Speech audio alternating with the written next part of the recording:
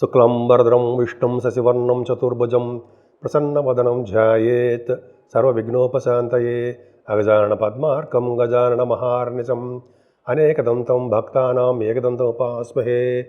ఓం గం గణపతే నమః. ఓం శ్రీ గురుభ్యో నమః. ఓం శ్రీ మహాసరస్వత్యై నమో నమః. మా ఆది ఆస్ట్రాలజీని చూస్తున్నటువంటి మీ అందరికీ కూడా పేరు పేరున నా హృదయపూర్వక నమస్కారాలు. నేను మీ వాడ్రి ఆదినారాయణరావు శర్మ, సిఎంఏ చూస్తున్నాను, సిఎంఏ చేశాను. ఈ ఆది ఆస్ట్రాలజీ నేను చూస్తూ ఉంటాను. ఇప్పుడు మనం దేవగురు అయినటువంటి బృహస్పతి గారు ఆయన వృషభ రాశిలోంచి మిథున రాశిలోకి మారాడు. అంటే మే 15వ తారీఖు నుంచి కూడా ఆయన మిథున రాశిలోకి వచ్చేసాడు. మిథున రాశిలోకి రావడం వలన 12 రాశుల వారి మీద కూడా గురు ప్రభావం చాలా ఉంటుంది. అంటే వచ్చే సంవత్సరం జూన్ 1వ తారీఖు వరకు కూడా ఆయన మిథున రాశిలో ఉండడం వలన 12 రాశుల వారికి ఫలితాలు ఎలా ఉండబోతున్నాయో తెలుసుకుందాం. మరీ ముఖ్యంగా చెప్పాలంటే ఒక 6 రాశుల వారికి మాత్రము ఒక అద్భుతంగా ఉంటుందండి. ముఖ్యంగా వృషభ రాశి, కర్కాటక రాశి, ధనుర్రాశి, అలాగే తులారాశి, అలాగే సింహరాశి, కన్యారాశి, వీళ్ళందరికీ కూడా ఒక అద్భుతమైన ఫలితాలు ఉంటాయి. మిథున రాశి వారికి కూడా ఉంటుంది. ముఖ్యంగా ఎక్కువ ఫలితాలు ఇచ్చేది మాత్రము ఈ 5 రాశులకి ఎక్కువ ఉంటుందండి. సరే, ముఖ్యంగా మనం చెప్పుకోవాల్సింది ఏంటంటే ఇప్పుడు మనం ఒక్కొక్క రాశి గురించి తెలుసుకుందాము. మిథున రాశి అండి. మిథున రాశి వారికి గురు ప్రభావం చాలా బాగుంది. ఇంత ముందు వరకు కూడా మీకు ఆయన 12వ భావంలో ఉండడం వల్ల చాలా విపరీతమైన ఖర్చులు ఇవ్వడము, ప్రతి దానిలోనూ ఇబ్బంది పడ్డము, ముఖ్యంగా ఉద్యోగాల్లోనూ భార్యాభర్తల విషయంలోనూ చాలా ఇబ్బందులు పడ్డారు. అది ఖచ్చితంగా తెలుస్తూనే ఉంది. కానీ ఇక్కడ భగవంతుడి దయ వలన మీకు గురుడు 15వ తారీఖు నుంచి మారాడైనా మే 15వ తారీఖు నుంచి మీ రాశిలోకి మారడం వలన చాలా ప్రశాంతమైన వాతావరణం మీకు ఉంటుంది. ఖచ్చితంగా బాగుంటుంది. అంతేకాకుండా మీ రాశిలోనే ఉండడం వలన ఆయన ఎప్పుడు కూడా మిమ్మల్ని ఎలా చేస్తారంటే ఎక్కువగా మంచిగా మాట్లాడేవాడు గాను, ఎప్పుడు సత్యాన్ని పలికేవాడు గాను, మహాభోగాలు అనుభవించేవాడు గాను, సజ్జనుల యొక్క సావాసం చేసేవారు గాను, అలాగే సౌందర్యవంతులుగాను, చాలా అదృష్టవంతులుగాను ఆయన మీ రాశిలో ఉండడం వలన మీకు అద్భుతమైన ఫలితాలు ఇచ్చి తీరుతాడు. మంచి ఫలితాలు ఇస్తాడు. గుర్తింపు, గౌరవము, ఆదాయం అన్నీ పెరుగుతాయి. గురుడు మీ రాశిలో ఉండడం వల్ల మంచి ఫలితాలు ఇస్తాడు. చాలా అద్భుతమైన దేవగురు కదండి ఆయన. మంచి అద్భుతమైన ఫలితాలు ఇవ్వడానికి అవకాశం ఎక్కువ. 1,00,000 దోషాలు పోగొట్టేటువంటి గురుడు మీ రాశిలో ఉండడం వల్ల సకల శుభాలను ప్రసాదిస్తాడు. పైగా ఇప్పుడు మనం 12 రోజులు కూడా ఒకవేళ మనకి పుష్కరాలు ఉన్నాయండి. ఈ పుష్కరాల్లో అంటే సరస్వతీదేవి పుష్కరాలు అంటాం. మనం కొద్దిగా చెప్పుకున్నాం. సరస్వతీ పుష్కరాలప్పుడు మనం దానాలు అనేది చాలా ఇంపార్టెంట్. దానాలు, పిండ ప్రదానాలు, అలాగే మనం అనేక రకాల మంచి పనులు చేయడం ఇంపార్టెంట్. ఎందుకంటే ఇది వైశాఖ మాసంలో రావడము, ఈ నది పుష్కరాలు రావడము, సరస్వతి పుష్కరాలు రావడము, జ్ఞాన సరస్వతి అయిన అమ్మవారు, జ్ఞానాన్ని ప్రసాదించే అమ్మవారు కాబట్టి, పైగా మీకు మిథున రాశి వాళ్ళకి జ్ఞాన ప్రదాత కదండి బుద్ధుడు, బుద్ధి బలాన్ని ప్రసాదిస్తాడుగా. అటువంటి గురుడు మీకు రాశిలో ఉండడం వలన బుద్ధి బలాన్ని, జ్ఞాన సంపదని అద్భుతంగా ప్రసాదిస్తాడు. ముఖ్యంగా చిన్న 2 బిట్లు చెప్పుకుందాం అమ్మవారి గురించి. సరస్వతి అమ్మవారి దగ్గర మీరు నది స్నానం చేయండి. ఇప్పటికి చాలామంది చేస్తుంటారు. ఈ స్నానం చేయడం వలన ఏమవుతుందంటే ముఖ్యంగా మనకి జ్ఞానసిద్ధి కలుగుతుంది. ముఖ్యంగా స్నానం చేసే ముందర మృతికా స్నానం అని చెప్పి కొద్దిగా మట్టి తీసుకుని జస్ట్ అలా నదిలో వేసేసి సంకల్పపూర్వకంగా, బ్రాహ్మణులు ఉంటారు అక్కడ, సంకల్పపూర్వం అంటే అర్థం ఏంటంటే మన ఎక్కడ ఏ ప్రాంతంలో ఉన్నామో, మన గోత్రనామాలు ఏంటి, మనం ఎక్కడ స్నానం చేస్తున్నామో అవన్నీ కూడా విన్నవించుకోవాలి. చేస్తేనే ఆ నదిలో చేసే ఫలితం వస్తుంది. డబ్బుల కోసం చూడకండి, బ్రాహ్మణుడికి పెట్టుకుని చేయండి. తర్వాత బ్రాహ్మణుడికి దానం ఇవ్వాలనుకుంటే ఆ నదిలో ఇవ్వకూడదు. ఎప్పుడూ కూడా స్నానం చేసి బయటకు వచ్చిన తర్వాత ఆ దానం ఇవ్వాలి. అదే ఫలితాలు ఉండవు. అందుకనే కొద్దిగా దూరంగా వచ్చి, ఆ నదికి దూరంగా వచ్చి ఫలితాలు ఇవ్వాలి. మనకి కాళేశ్వరం నది కూడా, కాళేశ్వరం దగ్గర ఉంది కదండి మనకి, రామగుండం దగ్గర మనం స్నానం చేస్తూ ఉంటాం. నేను లాస్ట్ టైం అంటే కొన్నాళ్ళ క్రితం.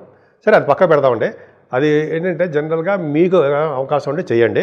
అంతేకాకుండా పిండ ప్రదానం కూడా చాలా పవర్ఫుల్. ఎందుకంటే ఇది విష్ణు మాసం కాబట్టి ఏ దానం చేసినా కూడా సంకల్పపూర్వకంగా చేసిన వలన, సంకల్పపూర్వకంగా చేయడం వల్ల మంచి ఫలితాలు వస్తాయి. ముఖ్యంగా మీ మిథున రాశి గురించి మాట్లాడుకుందాం. గురుడు 15వ తారీఖు నుంచి, అంటే మే 15 నుంచి ఆల్మోస్ట్ నెక్స్ట్ ఇయర్ వచ్చే సంవత్సరం 2026 జూన్ 1వ తారీఖు వరకు మీ రాశిలో భద్రంగా హాయిగా ప్రశాంతంగా ఉంటాడు. మీకు అనేకమైన శుభఫలితాలు ఇస్తూనే ఉంటాడు, వద్దున్న బాబు అయినా.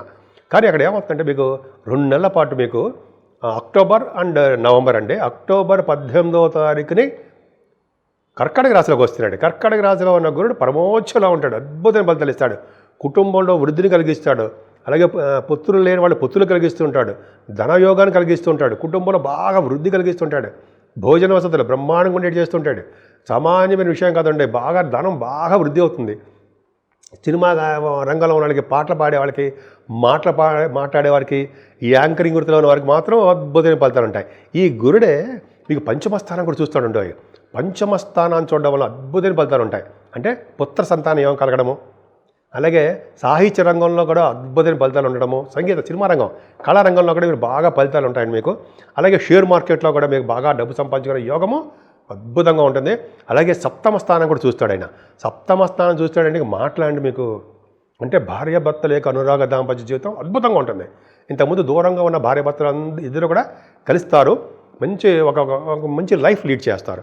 అలాగే శుభకార్యాలు చేస్తూ ఉంటారు, పెళ్లి సంబంధాలు కుదురుతాయి, సంవత్సరం మొత్తం కూడా చాలా మీకు నచ్చిన సంబంధాలు కుదురుతాయి, చాలా బాగుంటుంది. అంతేకాకుండా ఈ గురుడే మీకు భాగ్యస్థానం కూడా చూస్తాడు. భాగ్యస్థానం చూస్తుంటే చక్కటి చదువునిస్తాడండి మీకు. అలాగే విదేశాలు వెళ్ళడానికి కూడా మీకు ఉన్నత విద్య రీత్యా, వ్యాపారాల రీత్యా విదేశ పర్యటన కూడా విజయ చేయిస్తాడు. కాబట్టి చూసుకోండి, నేను చెప్పేది అబద్ధం ఉండదు. అంతేకాకుండా తీర్థయాత్రలు చేయిస్తాడండి. పైగా అక్కడ రాహు కూడా ఉన్నాడు కాబట్టి తీర్థయాత్రలు ఖచ్చితంగా వెళ్తారు మీరు.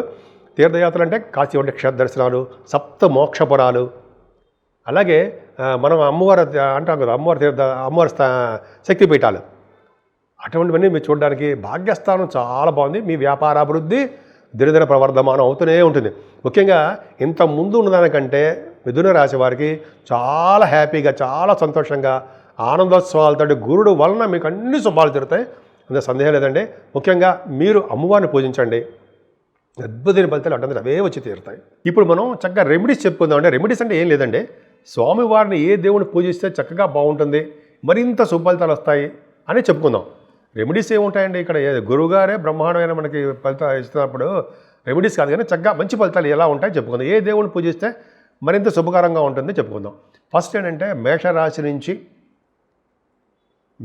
నుంచి మీనరాశి వారికి కూడా, అంటే 12 రాశుల వారికి కూడా గురుడు అంతో ఇంతో కూడా శుభాలు చేస్తాడు. కొన్ని రాశులు మాత్రము అద్భుతమైన ఫలితాలు మాత్రం ఇవ్వట్లేదండి.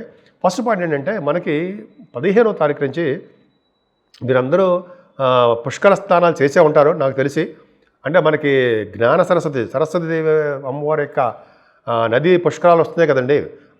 మన తెలంగాణలో, మన ఆంధ్ర తెలంగాణలో మనకు తెలుసు కదా, రామగుండంలో మనకి రామగుండం దగ్గరలో కాళేశ్వరం ఉంది కదా, ఆ కాళేశ్వరంలోనే అంతర్వాహినిగా గోదావరి నదిలో అంతర్వాహినిగా అమ్మవారు సరస్వతి అమ్మవారు ఉన్నారు. మన ప్రభుత్వం వారు కూడా మనకి ఏర్పాట్లు చేశారు. అక్కడ చాలామంది స్నానాలు చేసేస్తుంటారు. స్నానం చేయడం చాలా పవర్ఫుల్. ముఖ్యంగా నేను చెప్పేది ఏంటంటే మనకి స్నానాలు ఈ 12 రోజులు కూడా స్నానాలు చేయడం చాలా పవర్ఫుల్. ముఖ్యంగా ఈ మాసం అంటే వైశాఖ మాసం మహావిష్ణువుకి చాలా ఇష్టమైన ప్రీతికరమైన మాసం. ఈ నెలలో దానాలు చేయడం అది చాలా, దానాలకి చాలా పవిత్రత ఉంటుందండి. ముఖ్యంగా మన స్నానం అంటున్నాం కదా, మృతిగా స్నానం చేయాలి. మృతిగా స్నానం కొద్దిగా మట్టిని తీసి నదిలో వేయడమే, అంతే. కొద్దిగా ఒక మంత్రం కూడా ఉంటుంది, బ్రాహ్మణి చెప్తారు మీకు. అదొకటి. సంకల్పపూర్వకంగా స్నానం చేయడం అంటే సంకల్పపూర్వకంగా అంటే మీకు తెలుసు మనం ఎక్కడున్నామో, మన గోత్రనామాలేంటి, మన పేర్లు ఏంటి, ఇవన్నీ కూడా ఒక బ్రాహ్మణుని దగ్గర పెట్టుకుని స్నానం చేయాలి. అంతేకాకుండా ఆయనకి దక్షిణలు, మీకు ఏదైనా పంచల తప్పు కానీ లేకపోతే ఆయనకి దక్షిణ ఏదైనా ఇవ్వాలనుకుంటే నదిలో ఉండి మీరు ఇవ్వకూడదు. ఆయనకి నది బయటకు వచ్చి కొంచెం దూరం వెళ్ళిన తర్వాత ఆయనకి బట్టలు కానీ లేకపోతే ఏదంటే మీకు ధనం కానీ దక్షిణ అంటాం కదా, అది ఏదైతే చాలా ఈ నెల చాలా పవర్ఫుల్ ఉంటాయి. ఎందుకంటే ఏ దానం ఇచ్చినా అంతమైన ఫలితాలు ఉంటాయి. బట్టలు చెప్తానంటే మళ్ళీ మరి బట్టలు కప్పుకోవాల్సిన అవసరం లేకుండా, అంటే నెక్స్ట్ ఇయర్ జన్మ లేకుండా ఉంటుందని నేను చెప్తున్నా. సరే, అదొకటి చేయాలండి. పిండ ప్రదానాలు కూడా చాలా పవర్ఫుల్, చాలామంది చేస్తుంటారు. అది అందరికీ వర్తించదు, ఎవరికి ఇష్టం అయితే వాళ్ళు చేసుకుంటుంటారు. సరే, ఏదేమైనా నది స్నానాలు పక్కన పెడితే గురువుగారి గురించి చెప్పుకుందాం కాసేపు. దేవగురు అనేటువంటి బృహస్పతి గారు సకల శుభుడు, ఎప్పుడు కూడా శుభత్వమే చేకూరుతూ ఉంటాడు. ఆయన వక్రగతిలో ఉన్నా సరే శుభ ఫలితాలే ఇస్తాడు. ఏదైనా సరే సౌమ్య గ్రహాలు వక్రస్థితిలో ఉంటే శుభ ఫలితాలు మరింత ఎక్కువ ఇస్తారని, చెడు గ్రహాలు శనీశ్వరుడు కుజుడు ఇవన్నీ ఉంటే వక్రగతులు ఉంటాయి, చెడు ఫలితాలు ఎక్కువ ఉంటాయని మనం ఎప్పుడు చాలా చదువుకున్నాం, అది తెలిసిన విషయమే. సరే, ఎప్పుడు ముఖ్యంగా ఈ 12 రాశుల వారు పూజించవలసిన దేవుడు ఎవరయ్యా అంటే మేధా దక్షిణామూర్తి గారు. ఆయన్ని పూజించడం వలన సకల శుభాలు, సకల సౌఖ్యాలు, ఎప్పుడు కూడా ఆనందాలు, అదృష్టాలతో ఎప్పుడు ఉంటాం మనం. జ్ఞానం వృద్ధి అవుతూనే ఉంటుందండి 12 భావాల వారికి. గురు ప్రభావం కదా, గురుబలం కదండి. గురుబలం అంటే ఖచ్చితంగా మనం ఈ స్వామిని పూజించుకోవడం వలన, మేధా దక్షిణామూర్తి గారిని, అలాగే జ్ఞాన సరస్వతి అమ్మవారు ఉండోయి. సరస్వతి అమ్మవారిని ఎట్టి పరిస్థితుల్లో వదలకూడదు మనం. ఎందుకంటే మన విద్య, ప్రతి వాళ్ళకి కావాల్సిన విద్య, జ్ఞానం. కాబట్టి అమ్మవారిని, సరస్వతి అమ్మవారిని ఎన్ని రకాలుగా పూజించినా అన్ని రకాలుగా పూజించడం. ఒకటి ఐం అని బీజాక్షరం. ఐం అని బీజాక్షరంతో చేస్తే అమ్మవారిని సాక్షాత్ అమ్మవారు మన దర్శనం అయిపోయినా మనల్ని కాపాడుతారు, మన పిల్లలు కాపాడుతారు అని. అందుకని ఐం ఐం ఐం అని మనం పూజ చేసేటప్పుడు కానీ, మనం ఎక్కడ ప్రశాంతంగా కూర్చున్నప్పుడు కానీ, మన 100 టైమ్స్ సార్లు అమ్మవారిని పూజించడం వల్ల చక్కటి చదువు, వాక్శుద్ధి బ్రహ్మాండంగా ఉంటుందండి. అలా వాక్శుద్ధి కూడా అద్భుతంగా ఉంటుందండి. సో ఈ విధంగా పూజించడం వలన ఎప్పుడు కూడా శివాభిషేకాలు మర్చిపోకూడదు. ఎందుకంటే శివుడిని పూజించడం వలన సర్వ సుఖాలు కలుగుతాయి. ఎందుకంటే శివుడి ప్రభావం గురుడి మీద కూడా ఉంటుంది కాబట్టి దక్షిణామూర్తిని, విష్ణువుని, విష్ణువు అంటే భగవంతుడు, అమ్మవారిని, ఇష్టమైన దేవుడిని పూజించడం వలన గురువు వలన వచ్చే దోషాలు పరిహారం అయిపోయి, గురువు అంటే గురుగ్రహ అంటే బృహస్పతి గారి వలన వచ్చే శుభ ఫలితాలే ఎక్కువ ఉంటాయి. అంటే కొన్ని రాసుల వాళ్ళకి అంత శుభ ఫలితాలు లేవు కాబట్టి చెప్తున్నారండి. ఏదేమైనా 12 రాసుల వారికి ఈ బృహస్పతి గారు, గురుడు గారు, సకల శుభుడైనటువంటి గురుగారు శుభ ఫలితాలు ఇవ్వాలని, ఆయురారోగ్యాలు ఇస్తూ శుభాలు చేయాలని, ఎప్పుడు వాళ్ళు మనశ్శాంతిగా ఆనందంగా ఉంటారని నేను మనస్ఫూర్తిగా కోరుకుంటున్నాను.